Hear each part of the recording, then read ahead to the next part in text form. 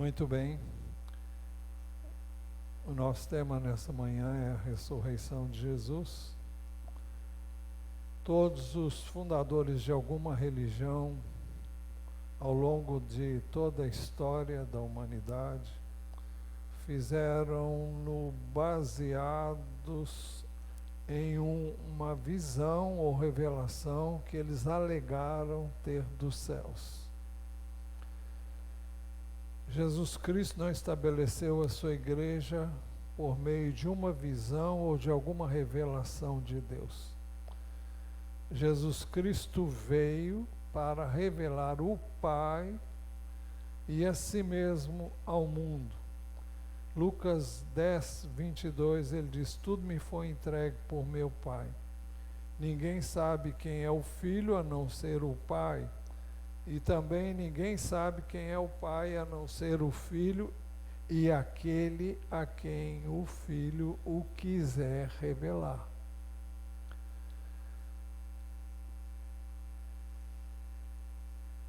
Jesus veio para revelar o Pai.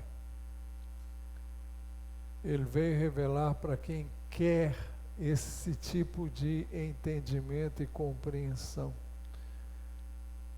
Nos evangelhos nós ficamos sabendo que a compreensão do evangelho não é dada a todos, e não é porque Deus não tem interesse em salvar a todos, é porque nem todos têm interesse em receber de Deus o entendimento que Ele deseja dar.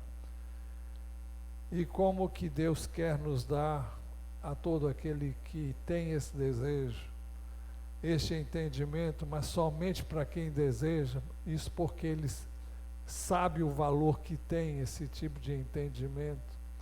Então, Ele só revela a quem realmente tem um coração aberto para isso. Então, Jesus veio para revelar o Pai e a si mesmo ao mundo.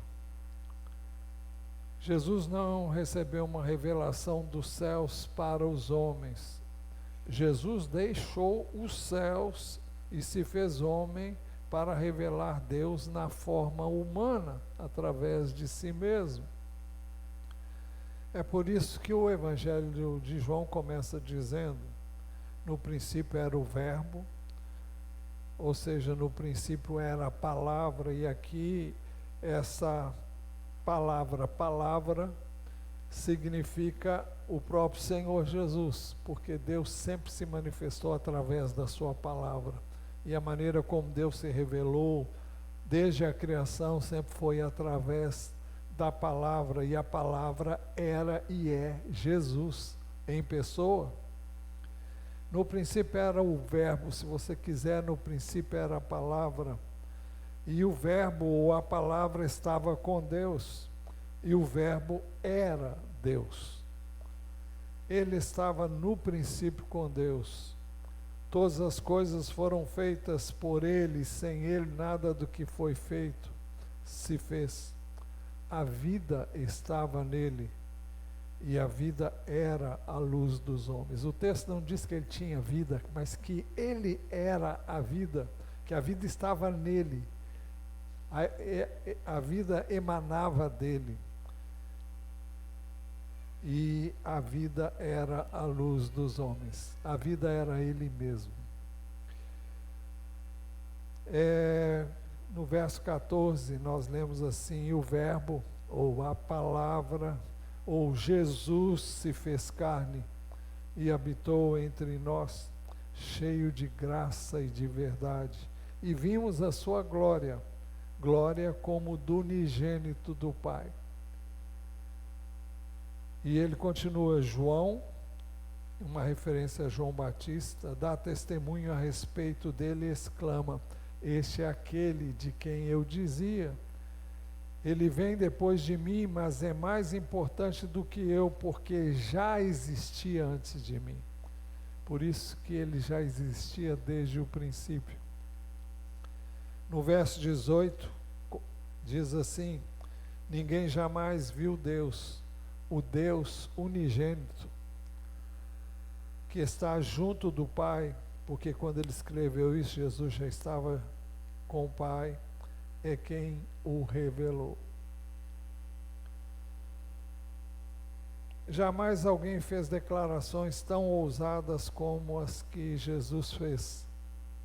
Ele disse: sou filho de Deus. Isso foi o bastante para que os judeus pegassem em pedras com a intenção de apedrejá-lo. Os judeus mais uma vez pegaram pedras com a intenção de apedrejá-lo, mas Jesus lhes disse: tenho mostrado a vocês muitas obras boas da parte do Pai, por qual delas querem me apedrejar? Os judeus responderam: não é por obra boa que queremos apedrejá-lo, e sim por causa da blasfêmia, pois você, sendo apenas um homem, está se fazendo de Deus. Jesus disse: não está escrito na lei de vocês, eu disse, vocês são deuses?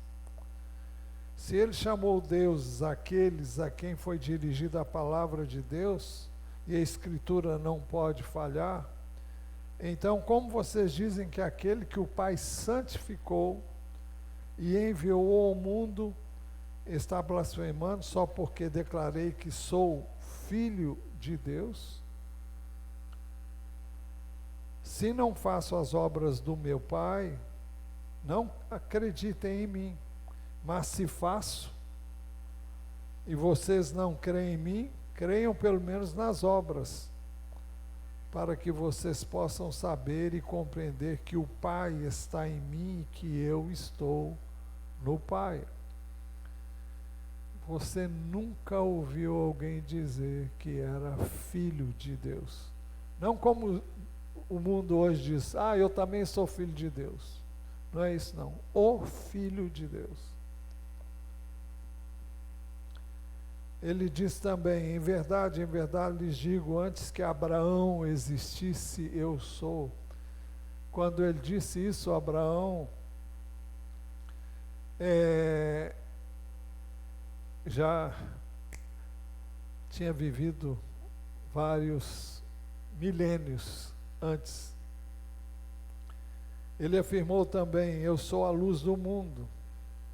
Quem me segue não andará em trevas.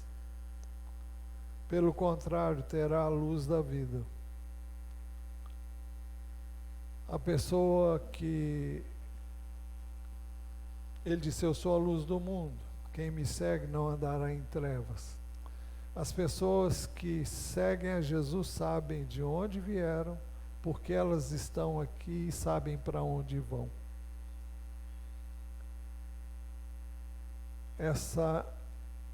Essas respostas só tem quem conhece a Jesus. Estou falando de ter certeza, não estou falando de quem sabe, não. É conhecer o caminho e saber que é isso mesmo. Não por ouvir dizer, não porque ouviu de terceiros, mas porque você sabe isso em você, dentro de você, porque você tem aquele que disse: eu sou a luz do mundo, quem me segue não andará em trevas, pelo contrário, terá a luz da vida. Ele também disse: eu sou o caminho, a verdade e a vida, ninguém vem ao Pai senão por mim. Você já ouviu alguém dizer uma coisa semelhante? Eu sou o caminho. Ele não disse: eu sou um caminho. É comum ouvirmos as pessoas dizer: todo caminho leva a Deus. A Bíblia diz que só há um caminho para nos levar a Deus. Esse caminho é Jesus. Só há uma verdade, é Jesus. E a vida só encontramos nele. Ninguém pode ir ao Pai a não ser através dele. E é interessante que ele não disse ninguém vai ao Pai, ele disse ninguém vem ao Pai, porque o Pai estava nele e ele estava no Pai. Ele mesmo disse isso. Mas ele declarou: eu sou a ressurreição e a vida. Você já ouviu alguém ter a coragem de dizer algo semelhante?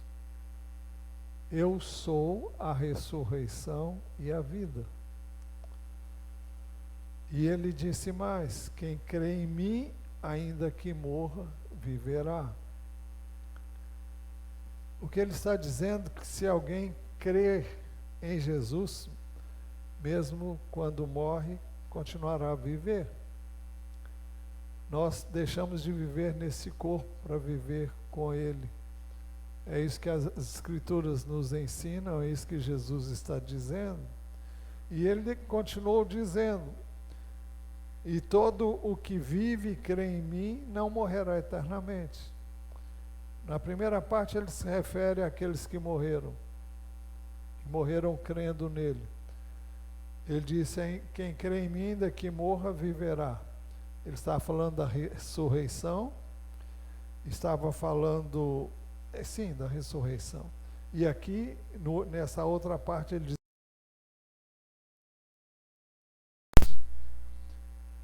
nenhum de nós morre fisicamente para toda a eternidade, porque esse corpo vai ressurgir, não dessa maneira, mas um corpo incorruptível. Mas todo aquele que crê em Jesus ao deixar esse mundo vai estar com Ele. Você nunca viu, nem ouviu de ninguém dizer coisas semelhantes.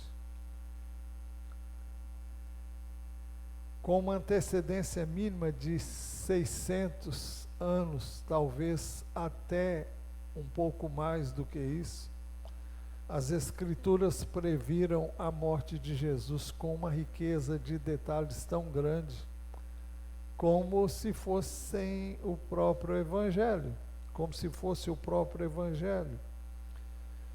Nós estamos falando do profeta Isaías, que viveu 600 anos, no mínimo 600 anos antes de Jesus.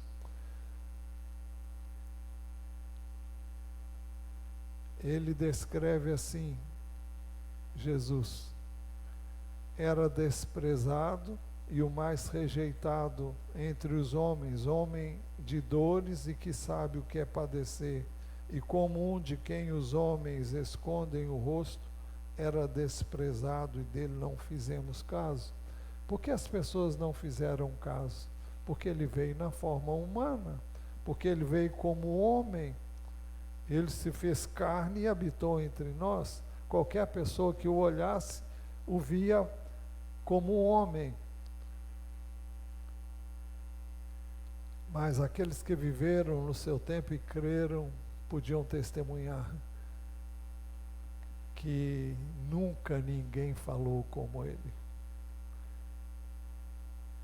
Esse foi o testemunho que aqueles que partiram para prender a Jesus, amando os judeus, voltaram dizendo: nunca ninguém falou como este.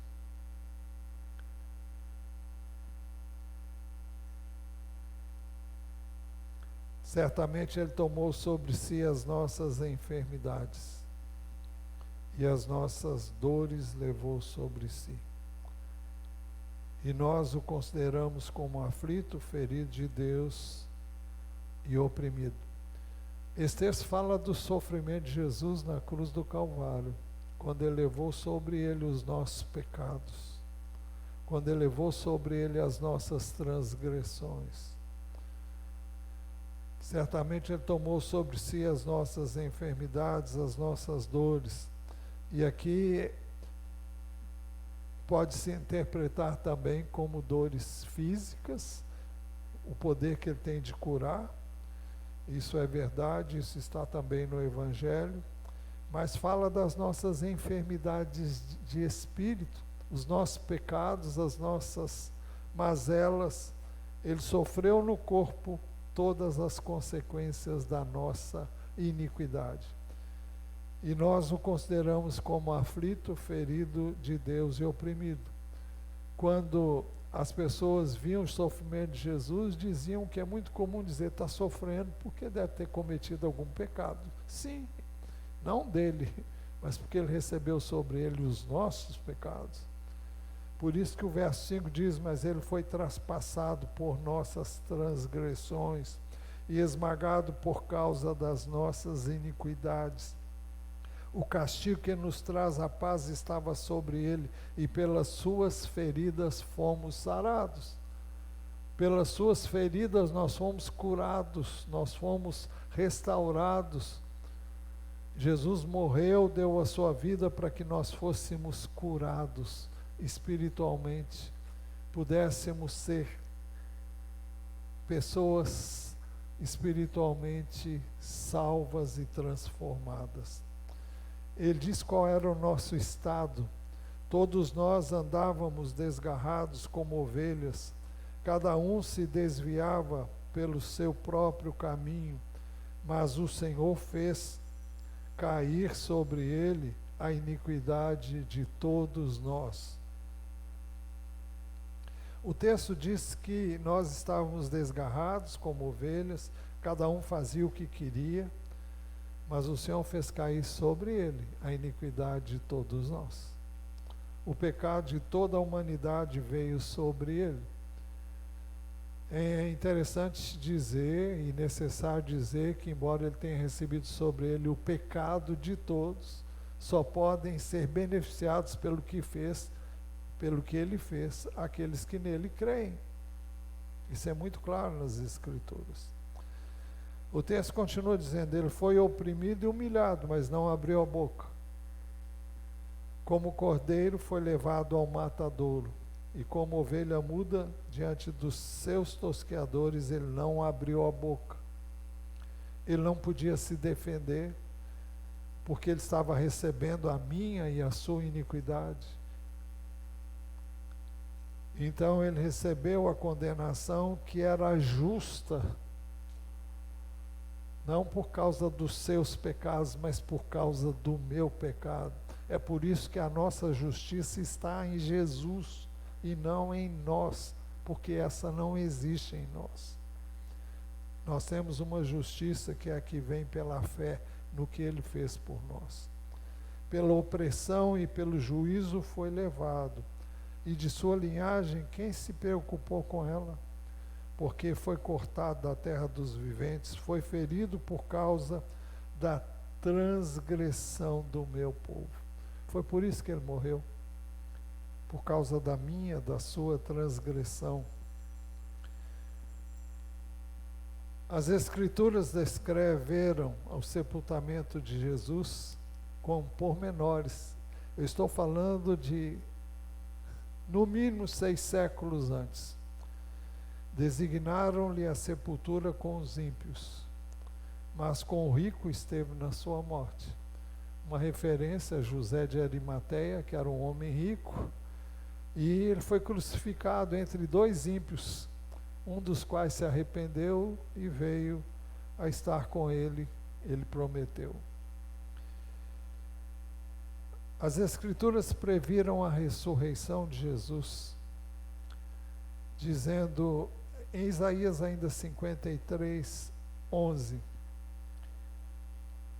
depois do sofrimento de sua alma, ele verá a luz e ficará satisfeito. Pelo seu conhecimento, meu servo justo justificará muitos e levará a iniquidade deles. Nesse trecho eu estou usando a NVI, porque neste caso ela traduz de acordo com os manuscritos do Mar Morto, descoberto já há vários anos, mas é uma descoberta recente. Se comparados, tem pouco mais de 50 anos que eles foram descobertos, e eles constataram que esses manuscritos eram os mais antigos, e essa tradução foi baseada nesse, também baseado naquilo que a Septuaginta traduziu do texto hebraico. E a Septuaginta é a tradução grega do Velho Testamento. O que veio, esses manuscritos que foram encontrados, quando nós fomos em Israel, nós vimos várias cópias destes manuscritos, provaram a veracidade das Escrituras Sagradas. E aqui esse texto diz assim: depois do sofrimento de sua alma, ele verá a luz uma evidência da sua ressurreição e ficará satisfeito.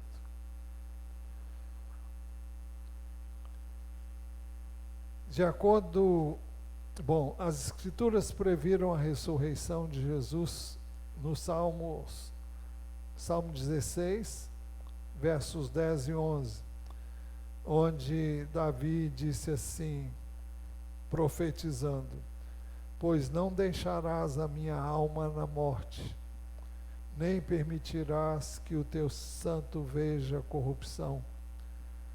Tu me farás ver os caminhos da vida. Na tua presença a plenitude e alegria, à tua direita há delícias perpetuamente. Esse texto diz que Deus não permitiria que o seu corpo viesse a experimentar a corrupção, a deterioração. E esse texto é citado em Atos 2:31 pelo apóstolo Pedro, dizendo: olha, Davi não disse isso de si mesmo, porque ele morreu e foi sepultado. E ele disse: o seu sepulcro se encontra entre nós, mas ele se referiu a Jesus, que não experimentou corrupção, porque ressuscitou ao terceiro dia. Jesus também anunciou que era necessária a sua morte, mas que 3 dias depois ele ressuscitaria. Eu vou usar apenas um evangelho de Marcos 8:31. Então Jesus começou a ensinar-lhes que era necessário que o Filho do Homem, ele assim se intitulava, sofresse muitas coisas, fosse rejeitado pelos anciãos, pelos principais sacerdotes e pelos escribas, fosse morto e que depois de 3 dias ressuscitasse. Um pouco mais adiante, no verso 31, ele diz a mesma coisa, porque ensinava os seus discípulos e lhes dizia: o Filho do Homem será entregue nas mãos dos homens, e estes o matarão, mas 3 dias depois da sua morte ressuscitará. Também um pouco mais adiante, Marcos 10, 32, 34, essas palavras foram ditas em ocasiões e circunstâncias diferentes. Estavam a caminho, subindo para Jerusalém, e Jesus ia adiante dos seus discípulos. Eles se admiravam e o seguiam tomados de apreensões. E Jesus, chamando outra vez os 12 para um lado, começou a revelar-lhes as coisas que deviam acontecer com ele. Eis que subimos para Jerusalém, e o Filho do Homem será entregue aos principais sacerdotes e aos escribas. Eles vão condená-lo à morte e entregá-lo aos gentios, vão zombar dele, cuspir nele, açoitá-lo e matá-lo, mas depois de 3 dias ressuscitará. Como previsto, Jesus morreu e foi sepultado. Eu gosto da descrição de João, capítulo 19, a partir do verso 30, a segunda parte, quando diz assim: quando Jesus tomou o vinagre, disse: está consumado, e inclinando a cabeça, entregou o Espírito. Está consumado, terminei a obra que Deus me deu para fazer. E então, para que os corpos não ficassem na cruz durante o sábado, visto que era o dia da preparação, e era grande o dia daquele sábado, os judeus pediram a Pilatos que fossem quebradas as pernas dos crucificados e fossem tirados das cruzes. Isso para apressar a morte daqueles que tinham sido crucificados. Jesus no meio, e de um lado e do outro um ladrão e o outro ex-ladrão, porque se converteu. Os soldados quebraram as pernas dos homens que tinham sido crucificados com Jesus, primeiro de um e depois do outro. Quando, porém, chegaram a Jesus, vendo que já estava morto, não lhe quebraram as pernas. Mas um dos soldados lhe abriu o lado com uma lança, e logo saiu sangue e água, evidência da sua morte. Aquele que viu isso dá testemunho, e o testemunho dele é verdadeiro. E ele sabe que diz a verdade para que também vocês creiam. É uma referência a ele mesmo, o apóstolo João. Isso aconteceu para que se cumprisse a Escritura: nenhum dos seus ossos será quebrado. E outra vez diz a Escritura: olharão para aquele a quem traspassaram. Depois disso, José de Arimateia, que era discípulo de Jesus, ainda que em segredo, porque tinha medo dos judeus, pediu a Pilatos permissão para tirar o corpo de Jesus. E Pilatos deu permissão. Então José de Arimateia foi e retirou o corpo de Jesus. É interessante que durante toda a sua vida ele foi um discípulo oculto. E agora ele não tem mais medo de testemunhar. E vai lá e pede a Pilatos o corpo de Jesus. E Nicodemos, aquele que anteriormente tinha ido falar com Jesus, à noite também foi levando cerca de 35 quilos de um composto de mirra e aloés. É uma evidência de que ele também se tornou discípulo de Jesus. Tomaram, pois, o corpo de Jesus e o envolveram em lençóis com os óleos aromáticos, como é costume entre os judeus na preparação para o sepultamento. No lugar onde Jesus foi crucificado havia um jardim. Neste jardim havia um túmulo novo, no qual ninguém ainda tinha sido colocado. Ali, por causa da preparação dos judeus e porque o túmulo ficava perto, colocaram o corpo de Jesus. Como previra, Jesus ressuscitou ao terceiro dia. Esse trecho descreve a sua morte, que eu acabei de ler, descreve a sua morte e o seu sepultamento. Mas ele ressuscitou, como ele mesmo havia previsto. Lucas 24, de 1 a 3, mas no primeiro dia da semana, alta madrugada, as mulheres foram ao túmulo levando os óleos aromáticos que haviam preparado. Encontraram a pedra removida do túmulo, mas ao entrar não acharam o corpo do Senhor Jesus. 2 anjos estavam ali e deram testemunho da ressurreição de Jesus para aquelas mulheres. Aconteceu que, perplexas, atônitas a esse respeito, apareceram-lhes 2 homens com roupas resplandecentes. Estando elas com muito medo e baixando os olhos para o chão, eles disseram: por que vocês estão procurando entre os mortos aquele que vive? Ele não está aqui, mas ressuscitou. Lembrem-se do que ele falou para vocês estando ainda na Galiléia. É necessário que o Filho do Homem seja entregue nas mãos de pecadores, seja crucificado e ressuscite ao terceiro dia. Exatamente aquilo que Jesus havia dito para os seus discípulos. Então eles se lembraram das palavras de Jesus. As mulheres foram e contaram o que viram e ouviram aos 11 e aos outros discípulos. E voltando do túmulo, anunciaram todas estas coisas aos 11 e a todos os outros que estavam com eles. Essas mulheres eram Maria Madalena, Joana e Maria, mãe de Tiago. Também as demais que estavam com elas confirmaram estas coisas aos apóstolos. Acontece que os que ouviram as mulheres não creram no testemunho delas. Mas para eles tais palavras pareciam um delírio, coisa de louco. Mas eles não acreditaram no que as mulheres diziam. Pedro, não obstante, foi conferir e ficou admirado ao constatar que Jesus havia ressuscitado. Verso 12, Pedro, porém, levantando-se, correu ao túmulo e abaixando-se viu somente os lençóis de linho e nada mais. e retirou-se para casa, admirado com o que tinha acontecido. Pedro creu. No mesmo dia, 2 discípulos estavam conversando com Jesus, mas não perceberam que era ele. Naquele mesmo dia, 2 discípulos estavam indo para uma aldeia chamada Emaús, que ficava a uns 10 quilômetros de Jerusalém. Eles iam conversando a respeito de tudo que tinha acontecido. Enquanto conversavam e discutiam, o próprio Jesus se aproximou e ia com eles.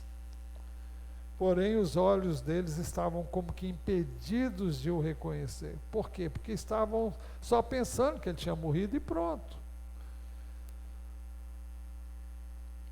Então ele lhes perguntou: o que é que vocês estão discutindo pelo caminho? E eles pararam entristecidos. Um, porém, chamado Cleopas, respondeu: será que você é o único que esteve em Jerusalém e não sabe o que aconteceu lá nestes últimos dias? Ele lhes perguntou: do que se trata? Eles explicaram aquilo que aconteceu com Jesus, o Nazareno, que era profeta, poderoso em obras e palavras diante de Deus e de todo o povo. E como os principais sacerdotes e as nossas autoridades o entregaram para ser condenado à morte e o crucificaram. Nós esperávamos que fosse ele quem havia de redimir Israel. Eles esperavam uma redenção, uma libertação do Império Romano. Eles esperavam em Jesus um líder que viesse para quebrar o jugo dos judeus do Império Romano. Nós esperávamos que fosse ele quem havia de redimir Israel. Mas depois de tudo isso, já estamos no 3º dia desde que estas coisas aconteceram. É verdade que algumas mulheres do nosso grupo nos surpreenderam indo de madrugada ao túmulo e, não achando o corpo de Jesus, voltaram dizendo que tinha tido uma visão de anjos, os quais afirmavam que ele vive. De fato, alguns dos nossos foram ao túmulo e verificaram a exatidão do que as mulheres disseram, mas não o viram, por isso eles ainda não criam. Depois de ouvi-lo, Jesus disse que eles eram demorados para crer nas Escrituras. Então ele lhes disse: como vocês são insensatos e demoram para crer em tudo que os profetas disseram. Jesus mostrou-lhes como as Escrituras previram o seu sofrimento e a sua ressurreição, dizendo: não é verdade que o Cristo tinha que sofrer e entrar na sua glória? E começando por Moisés e todos os profetas, explicou-lhes o que constava a respeito dele em todas as Escrituras. É uma referência ao Velho Testamento. Ao se aproximarem de Emaús, Jesus fez como quem ia continuar a viagem. Quando se aproximaram da aldeia para onde iam, ele fez menção de passar adiante. Mas eles o convenceram a ficar, dizendo: fique conosco, porque é tarde e o dia já está chegando ao fim. E entrou para ficar com eles. Então Jesus se deu a conhecer a eles. E aconteceu que, quando estavam à mesa, ele pegou o pão e o abençoou, depois partiu o pão e deu a eles, exatamente como ele sempre tinha feito com seus discípulos. Então os olhos deles se abriram e eles reconheceram Jesus, mas ele desapareceu da presença deles. Eles já tinham visto o que precisavam ver, então Jesus se mandou. Depois de reconhecerem Jesus, perguntaram um ao outro e disseram um ao outro: não é verdade que o coração nos ardia no peito quando ele nos falava pelo caminho, quando nos explicava as Escrituras? Meus irmãos, é exatamente isso que deve acontecer com aquele que crê. Quando ouve a palavra de Deus, essa palavra cai como luva. O seu coração como que queima, e ele crê. Isso acontece com todo aquele que tem o coração aberto e quer realmente conhecer a Deus. Aquele que não ouve por ouvir, mas ouve como quem quer entender e conhecer a verdade. Não é verdade que o coração nos ardia no peito quando ele nos falava pelo caminho, quando nos explicava as Escrituras? Vocês podem imaginar que tremenda experiência. Eles então voltaram imediatamente a Jerusalém para contarem a boa nova, a boa notícia. E na mesma hora, levantando-se, voltaram para Jerusalém, onde acharam reunidos os 11 e os outros com eles. Todavia, os 11 e os mais discípulos já sabiam que Jesus havia ressuscitado e tinha aparecido a Pedro, os quais diziam: de fato, o Senhor ressuscitou e já apareceu a Simão. Então, os dois contaram o que lhes tinha acontecido no caminho e como tinham reconhecido o Senhor no partir do pão. Enquanto falavam sobre isso, o próprio Jesus apresentou-se entre eles e lhes disse: paz seja com vocês. Eles, porém, ficaram assustados e com medo, pensando que estavam vendo um espírito. Como pode ser? Jesus continuou a falar com eles, mas ele lhes disse: por que vocês estão assustados? E por que surgem dúvidas no coração de vocês? Vejam as minhas mãos e os meus pés, que sou eu mesmo. Toquem em mim e vejam que é verdade, porque um espírito não tem carne nem ossos, como vocês estão vendo que eu tenho. Dizendo isso, mostrou-lhes as mãos e os pés. E por não acreditarem ainda, por causa da alegria, e como estavam admirados, Jesus lhes disse: vocês têm aqui alguma coisa para comer? Então lhes apresentaram um pedaço de peixe assado, e ele comeu na presença deles. Jesus então lembrou-lhes as suas palavras, ditas antes da sua morte e ressurreição. A seguir, Jesus lhes disse: são estas as palavras que eu lhes falei, estando ainda com vocês. Era necessário que se cumprisse tudo que está escrito a respeito de mim na lei de Moisés, nos profetas e nos salmos, ou seja, em todo o Velho Testamento.